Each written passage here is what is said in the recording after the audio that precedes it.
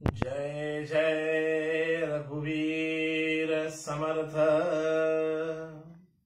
सज्जनो, आज मूर्ख लक्षणामध्ये समर्थांनी जी आपल्याला ओवी शिकवली आहे ती ओवी क्रमांक 68 जी आहे ती ऐकता क्षणी तुमच्या लक्षात येईल की कितीतरी जण ही अशा पद्धतीची वर्तणूक आपल्याशी करतात हा आपला पूर्वानुभव निश्चित असेल।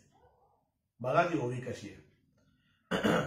श्रीराम समर्थ श्रीराम, लक्ष्मी आलियावरी, जो मागील ओळखी न धरी, देवी ब्राह्मणी सत्ता करी, तो एक मूर्ख श्रीराम। जय जय रघुवीर समर्थ। बघा समर्थ काय सांगताय की लक्ष्मी आलिया वारी, जो मागील ओळखी न धरी। सरळ सरळ अर्थ असा आहे की पैसा आला की माणसं आपल्या मागच्या ओळखी सहजगत्या विसरतात। आणि पुढे समर्थ म्हणतात, देवी ब्राह्मणी सत्ता करी, तो एक मूर्ख। जो देवा ब्राह्मणांवरती सत्ता करतो तो एक मूर्ख आहे, असं समर्थाने स्पष्ट म्हटलेलं आहे। आता अभ्यासक या दृष्टिकोनातून जेव्हा आपण विचार करायचा तेव्हा हा वृत्ती निर्देशक कसा ही ओवी आपल्याला आहे याचा आपण विचार करायचा। की इथे सगळ्यात पहिला मुद्दा मला सगळ्यांना सांगावासा वाटतो की देवी ब्राह्मणी सत्ता करी, तो एक मूर्ख। याचा अर्थ इथे ब्राह्मण ही जात असा त्याचा अर्थ नाहीये। याचा अर्थ असा आहे की मुळात ब्राह्मण म्हणजे काय, देवी ब्राह्मणी सत्ता करी म्हणजे जो ब्रह्म जाणतो, जो ब्रह्म जाणतो तो ब्राह्मण त्याच्यावरी सत्ता करे। आता आपण अभ्यासक आहोत, या दृष्टिकोनातनं आपण या ओवीतनं स्वतःच्या अंतरंगात जर आपण डोकावून पाहिलं तर बघा आपल्या प्रत्येकामध्ये दोन इमेजेस वावरत असतात। सतत मी काल म्हटलं तसं की आपल्याकडे मनसंघर्ष चालू असतो, तसा आपल्या शरीरामध्ये जे सगळे विकार आहेत या विकारांमध्ये एक संघर्ष चालू असतो आणि त्याच्यात सुद्धा सत्ता संघर्ष चालू असतो। एक विवेकाचा संघर्ष चालू असतो, दुसरा मोह माया मत्सर याचा संघर्ष चालू असतो। विवेक सतत तुम्हाला काहीतरी चांगल्या मार्गाने नेण्याचा प्रयत्न करत असतो, पण मोह मायाजाळ हे जे आपल्या प्रपंचामधलं बलस्थान मायेनं निर्माण केलंय याच्यामध्ये एक सत्ता संघर्ष सतत चालू असतो। आणि याच्यामध्ये प्रत्येकाला मोह माया कशाची असते तर पहिले पैसा पाहिजे। अगदी साधी गोष्ट आहे की ज्या ज्या म्हणून गोष्टींचा आपल्याला मोह होतो, ज्या ज्या गोष्टी आपल्याला खाव्याशा वाटतात, ज्या ज्या गोष्टी विकत घ्याव्याशा वाटतात त्या कधी शक्य असतात, लक्ष्मी आल्यावरच ते शक्य असतं। आता विश्लेषण बघा या गोष्टीचं।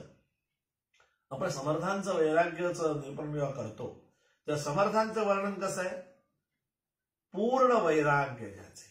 बघा पूर्ण वैराग्य याचा अर्थ ह्या सगळ्या गोष्टी सहज शक्य असून सुद्धा यातल्या कुठल्याही गोष्टीचं लिंपण स्वतःच्या वृत्तीवर समर्थांनी होऊ दिलं नाही आणि समर्थांना वैराग्य प्राप्त झालं, ते सुद्धा पूर्ण वैराग्य प्राप्त झालं।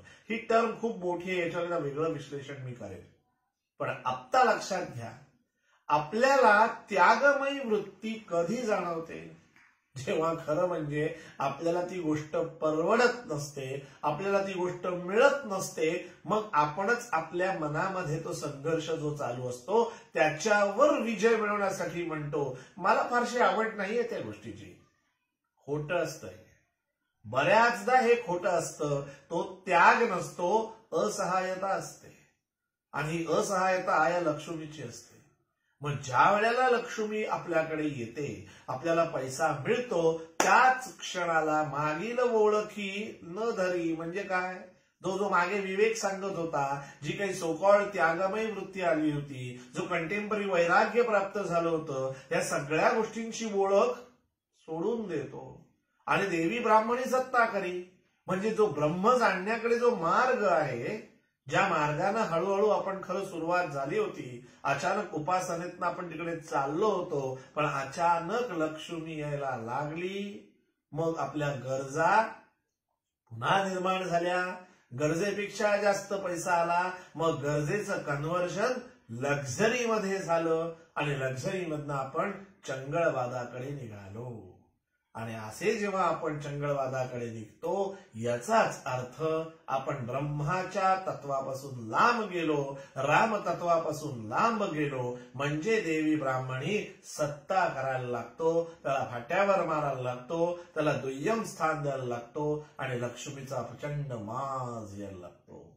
आणि जे विकार आपण उपासनेमुळे लांब करतोय, ते सगळे विकार परत आपल्याला येऊन चिकटतात. हा जो मनसंघर्ष आहे, हा जो अंतरातला सत्ता संघर्ष आहे, या सत्ता संघर्षावरती विचार करणं, याच्यावर चिंतन करणं म्हणजेच हे मूर्ख लक्षण समजून घेऊन ते त्यागणं होय.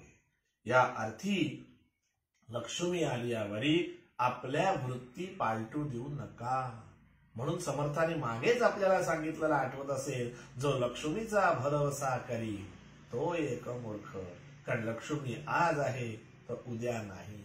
पण रामतत्व जर कळलं, जर ब्रह्म तुम्ही जाणलं, तर तुमच्याकडनं ही निज वस्तू कोणीही काढून घेऊ शकत नाही आणि सद्गुरु कृपेविण हे होतच नाही.